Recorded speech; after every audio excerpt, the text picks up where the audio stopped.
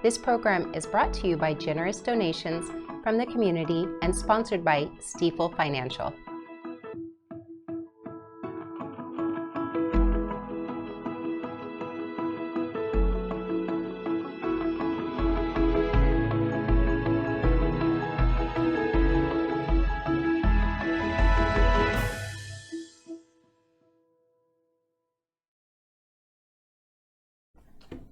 Good evening, I'm Jenna, your host for tonight's episode of Nevada County Now.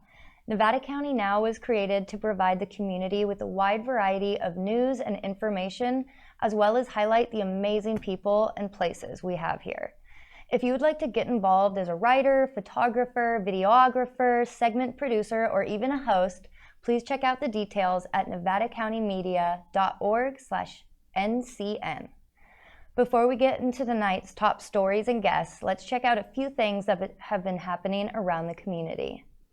The holidays are a tough time for many, and we as a community really know how to come together and bring a bit of joy to the people around us during the holiday season.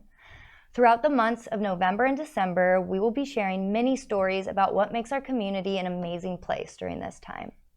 Every year, Safe Haven, a local organization that is focused on assisting women escaping situations of domestic violence and empowering them to live a life free of abuse, is providing Christmas to all their participants.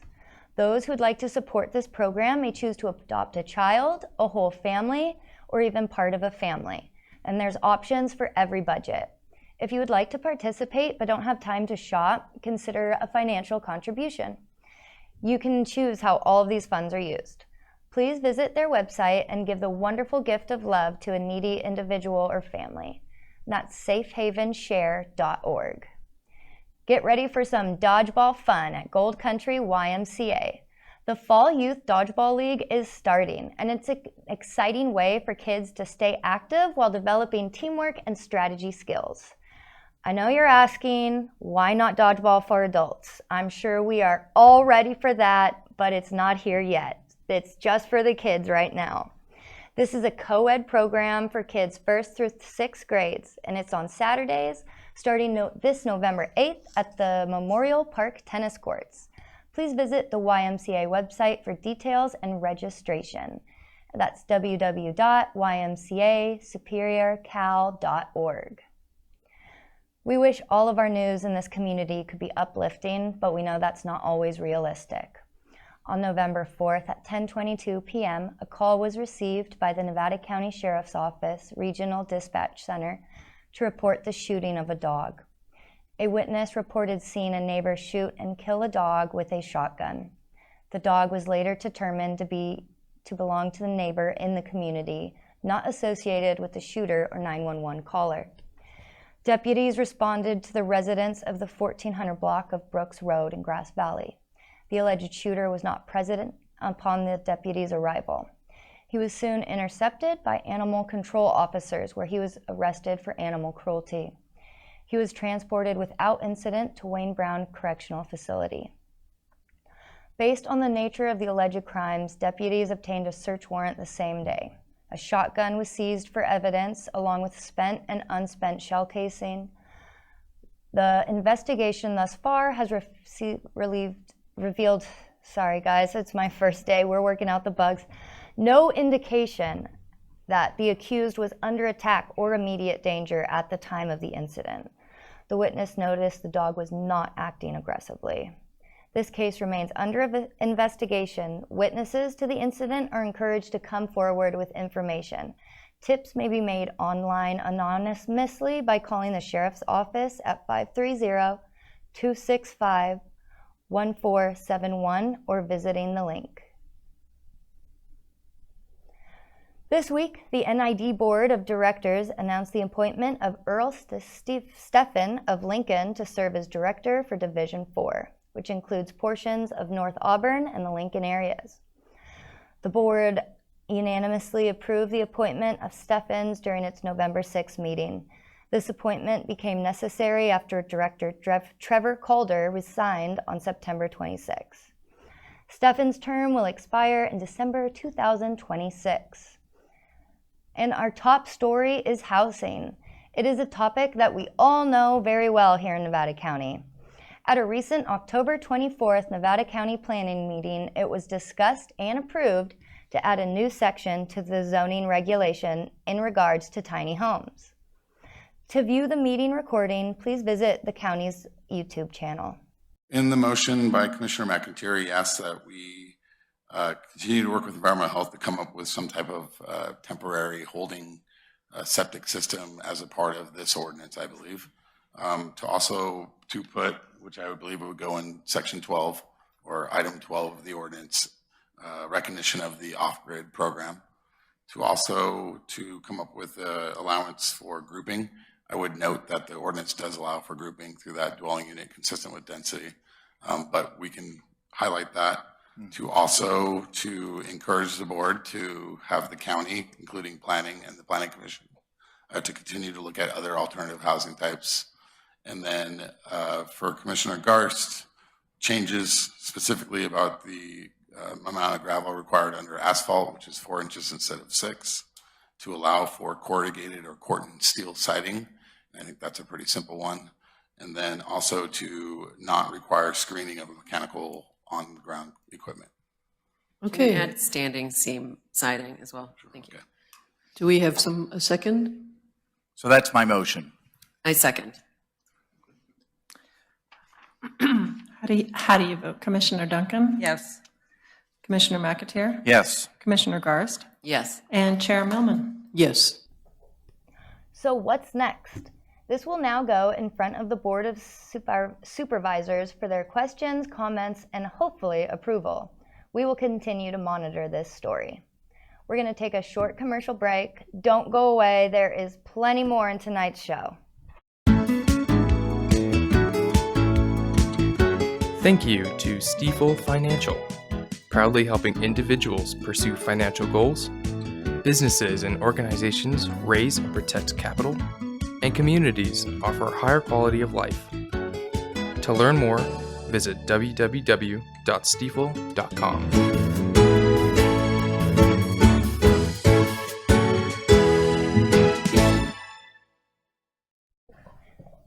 Today, we are joined by Travis Duckworth from SolTiny, a business right here in Grass Valley. And guess what they build? You guessed it. Tiny, amazing homes for folks. I have all kinds of questions, so let's get right into it. Right, Travis? Let's do it. Yeah, so tell me about, so you're pretty excited about these new changes made in the county, I'm guessing, yeah? Yeah, this is a big thing for affordable housing. You know, we've been working with the planning division, and building has just been amazing at the county.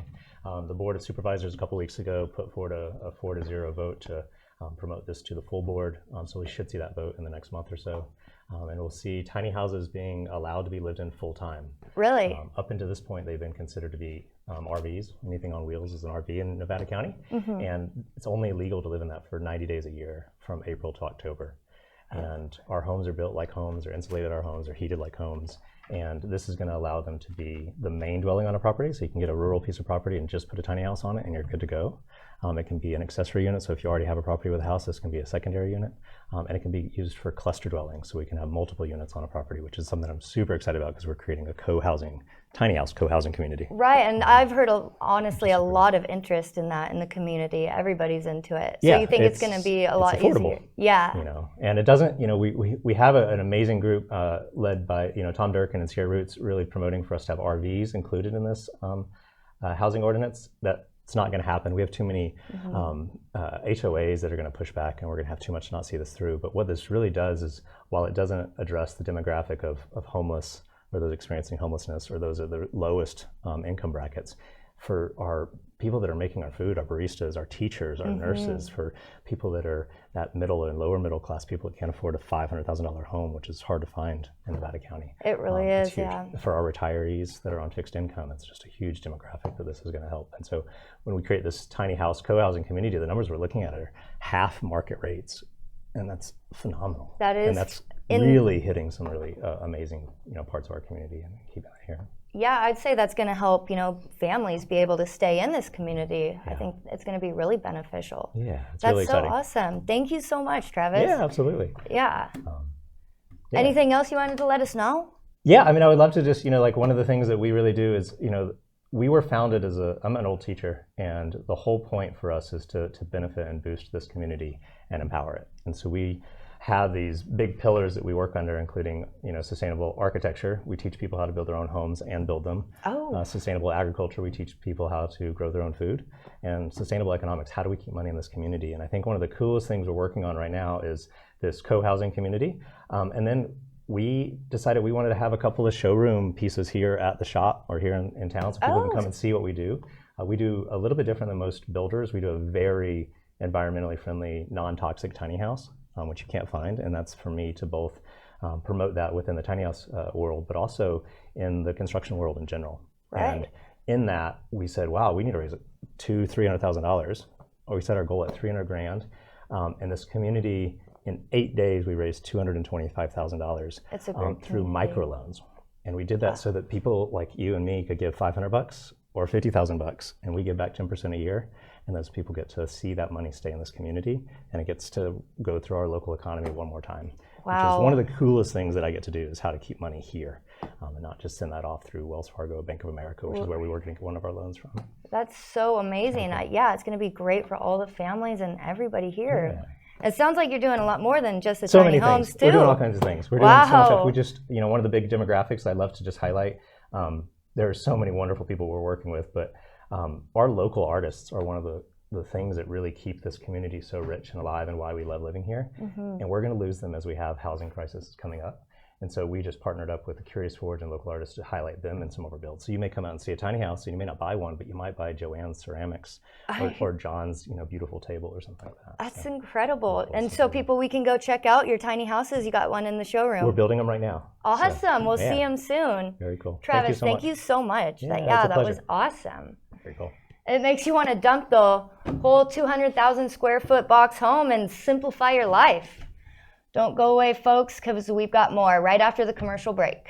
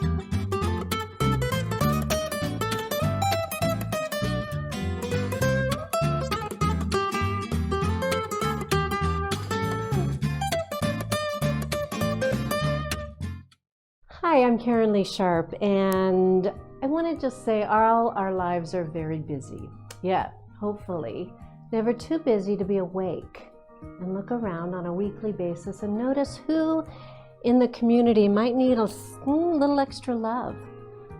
I love the pay it forward idea. So be adventurous with strangers and venture out into the world with positive, fresh eyes to see where you can create spontaneous acts of kindness. Human kindness. Oh, God, it feels so good.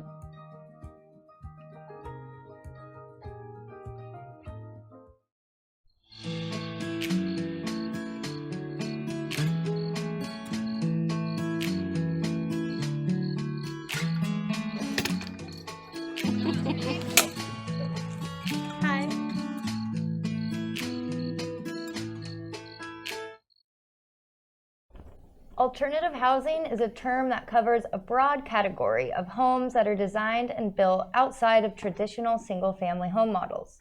Alternative housing can include tiny houses, dome homes, tree houses, and even a converted van or bus. Today we have a guest who has built another type of home, an earth-sheltered home. Earth-sheltered homes are built to blend into the landscape and can be partially or completely surrounded by earth.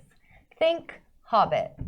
We are so excited to have Brad Pessemeyer here in the studio. Many of you may recognize him from all of his good deeds he does in the community. And don't worry, Brad, we'll try to keep it, focused here. Won't talk your ear off. So tell me a little bit about, your alternative house. Okay, well, basically what it is what is called an earth-sheltered home. And what I did was I took a hillside and we cut a shelf into it. Okay. And then we poured a flat foundation, then built a steel superstructure. It looks much like an upside-down concrete swimming pool. Covered that with burlap and wire panels, lots and lots of rebar in it, and then we sprayed it with concrete. Really? Yep. And then we water sealed it, and I've lived in it now for over 20 years. It is very, very quiet. It is, we have a full, it's not dark. It's not like living in the bat cave. It's a very unique structure. It's completely safe. It can't burn. And that's a big thing here in Nevada County, yeah. And our fire insurance is $800 a year. That's another big thing. Yeah, I mean, we have a fire hydrant down at the bottom of our driveway too, but that still, helps. it just, there's so many benefits to it. We also don't need to heat it or cool it. Oh, okay. So the house in the winter stays right around 71 degrees. Perfect. And that's just through basically normal solar gain. And what that does is the sun coming through the windows heats up the concrete floors. We have stained concrete floors. And those work as a big heat sink. So those absorb that heat and then re-release it throughout the day. Wow. And then in the summer, on those nice 114 degree days that we have here, mm-hmm. the house will stay between about 74 and 76 degrees with no air conditioning.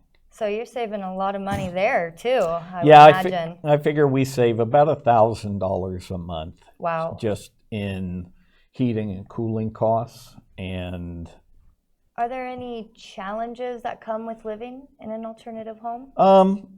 I think the biggest challenge that we have is me going up and weed whacking the roof a couple times. But I'm trying to resolve that. I've actually been planting fig trees. Oh, okay. So I'm going to have the top of the house completely, probably in the next 4 or 5 years, completely encapsulated with fig trees. Wow, that is like a little bit of The Hobbit, isn't it? Yeah, but again, it just works really well. No maintenance.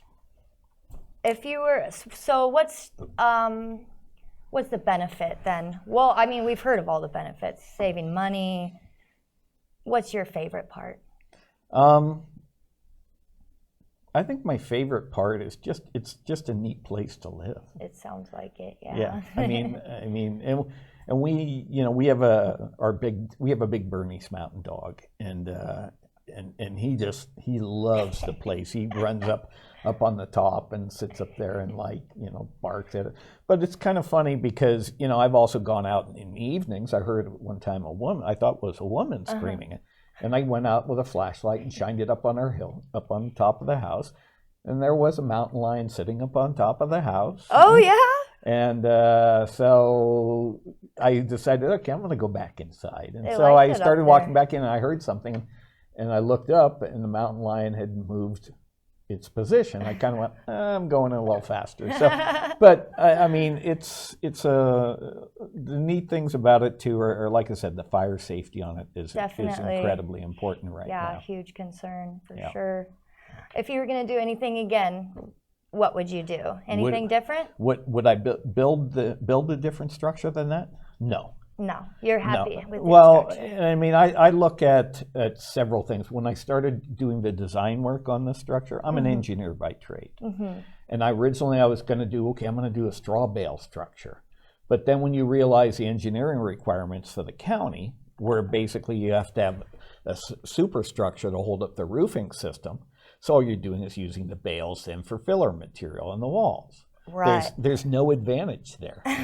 and plus also, your house is going to be your biggest investment that you've ever made in your lifetime. Definitely. Why would I not want to build something that is then going to reflect that? These people that build these tire structures that are it's just crazy. Yeah, there You are know, some and- definitely wild things out there. I've Yeah, seen. and I mean, you know, if you're going to do it also, do it and use the county regulations to your advantage. You can bend them.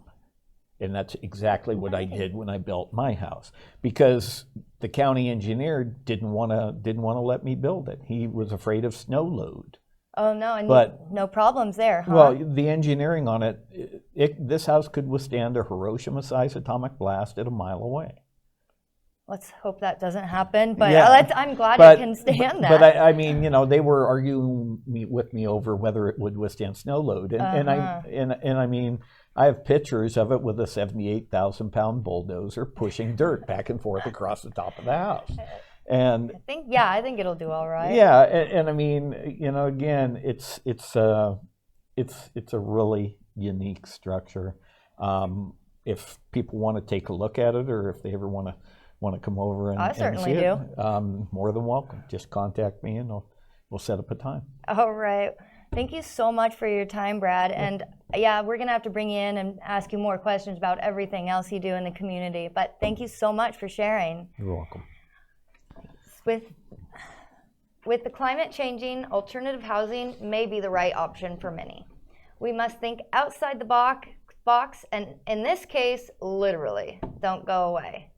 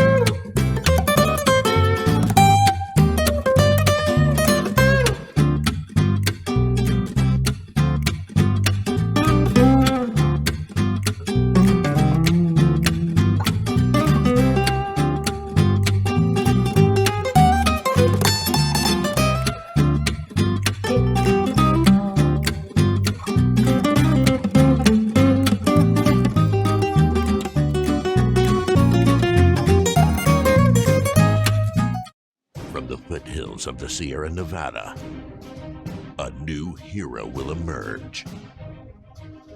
One who is ready. One who makes sure their friends and family are set. And has the power to go at a moment's notice. This fire season, you're the hero.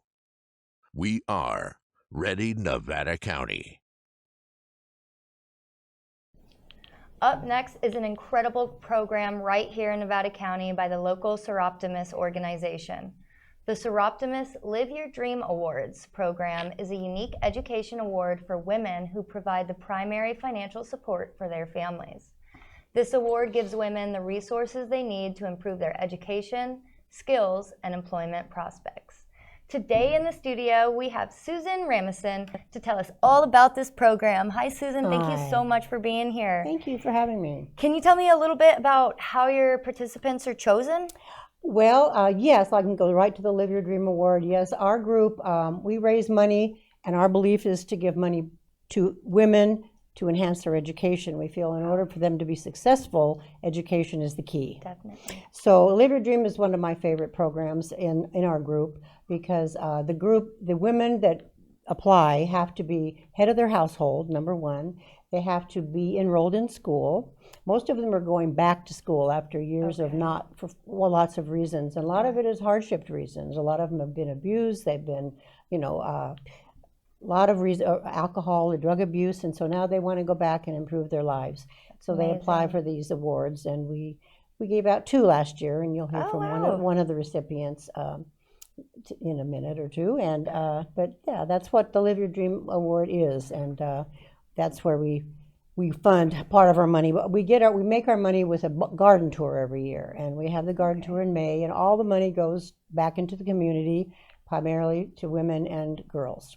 That's amazing. To promote their education. And Our particular group, we have about 30 members, and it was formed in 1988. But there are Soroptimist groups in over 120 countries. We have over 20,000 members, so it's a big group. Right, yeah. Last year alone, we gave over almost $4 million just for education to women. That is so amazing. Thank you for all of your work you're doing. Yeah, I love being in the group, and we're always looking for new members. If anybody's interested in going online and looking us up and letting us know, you know. Well, you hear that. Always looking for new members. Sure. All right. What was that website? Well, you can go on Facebook even, and you'd go on Soroptimist International of the Sierra Foothills. Excellent. That's our particular group. But just look up Soroptimists on Facebook, or just Google it. Right. Google it. That's the Google best it. Always, answer. you can Google anything, right? All right. Don't go away. When we come back, we'll be chatting with Crystal Dossman, a recipient of this award.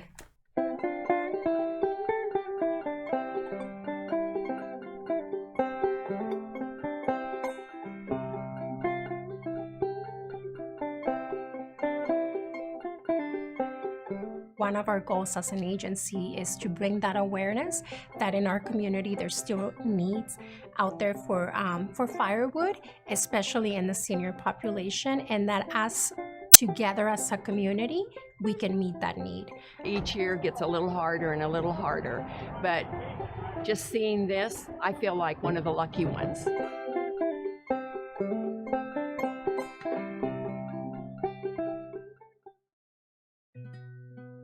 Sometimes love and friendship can blossom in the most unexpected places. Meet Frank and Vita. Both of their spouses passed away while on our service. They met while volunteering on the Hospice of the Foothills Board of Directors. Their journey wasn't easy, but they found comfort and support from the caring staff at Hospice of the Foothills. Today, Frank and Vita support Hospice of the Foothills through shopping and donating at our local thrift stores.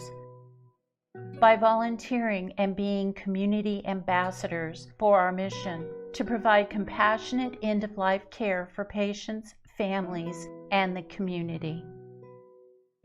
Hospice of the Foothills, your community nonprofit hospice since 1979.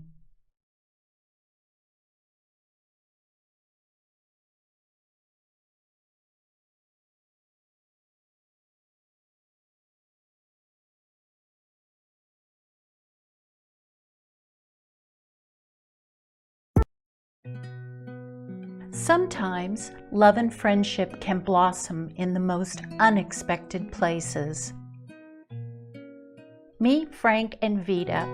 Both of their spouses passed away while on our service.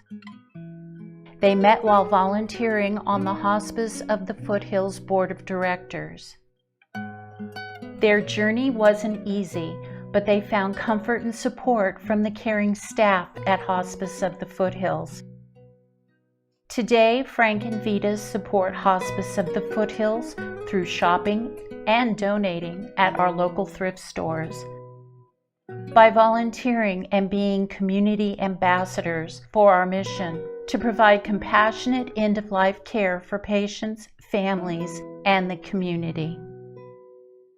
Hospice of the Foothills, your community nonprofit hospice since 1979. We are so excited to have this next guest joining us. Welcome, Crystal. How are you, Crystal? Doing good. So you are the recipient of the Live Your Dream Award. I am. I won it last year. Okay. Lots of prodding by one of our local Soroptimist members to get me to apply, but it was pretty amazing and such a wonderful group of ladies. And you won. I did. I was shocked and excited and so incredibly grateful. And so you're going back to school now, yeah? I actually have already completed. Yeah, so I... Living the dream already. I was partially done with my biodynamic craniosacral therapy training. Right. Yeah, right. Everybody knows what that is. When I received the award, and really what this grant did was help me set up my business. And so now I have my own studio. I'm able to practice.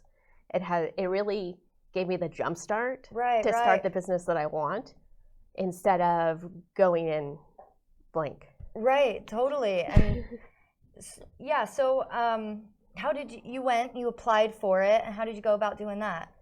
All online. All online. Yeah, it was actually really easy. I think that the most complicated part is writing the essay, because writing an essay about yourself, especially when you're talking about some of the hardest things that you've gone through, and trying to make it sound like you're ready to turn it all around. So it just seems, I think that was the most difficult part, was opening up that much. Yeah, but you're glad you did, right? It's so amazing, and they're so supportive all along the way. I mean, I'm here now. Yeah, and you have a business here in town? I do. I work at Sierra Mind Body Wellness, which is a center for holistic practices, and I have my own studio room there, and they're all independent businesses, and we all work together. So what brought you to the program? To the Soroptimist was just a lot of community support, and the fact that they're out there and helping women in our community achieve their dreams, and that they have a lot of people promoting what they do is amazing. To the cranial sacral therapy portion, whole nother story. They go hand in hand. Yeah, right? I mean, a little bit. I was recovering from a brain tumor that I've had 7 years ago, and it was removed, and the surgery was successful. Thank God. But I had nerve damage.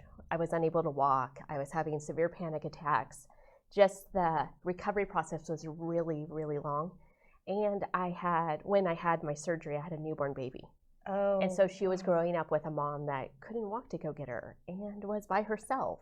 And so going through those challenges and just knowing that that's not the life I wanted for my child, and finding the cranial sacral therapy, the biodynamics specifically, has helped me where I'm not using my cane anymore. I am thinking more clearly. I'm having less days that my nerves are overreacting, and that power and that excitement made me want to bring that to more people. Thank you so much, Crystal, for sharing that with us. Oh my, what an amazing story. Yes. Wow. And man. Yeah, it's a lot of fun. There's a lot of tears. A lot of tears, a lot of laughs. You got to have it all. Right. And now I get to support people through their healing journeys. I'm helping some of my favorite clients go through anger management, where they don't even recognize the responses that they're having now, and are so proud and grateful of them that they would, 2 years ago. And helping people with chronic pain, not just having to fight through their days, but actually being able to feel good about them. And because of the Soroptimist, I'm able to do that for more people. That's so amazing. Well, thank you for giving back too. Incredible. Thank you. Yeah. We are so lucky to have so many great opportunities and people like Crystal in this organization in our community. Nevada County is really a tremendous place to live.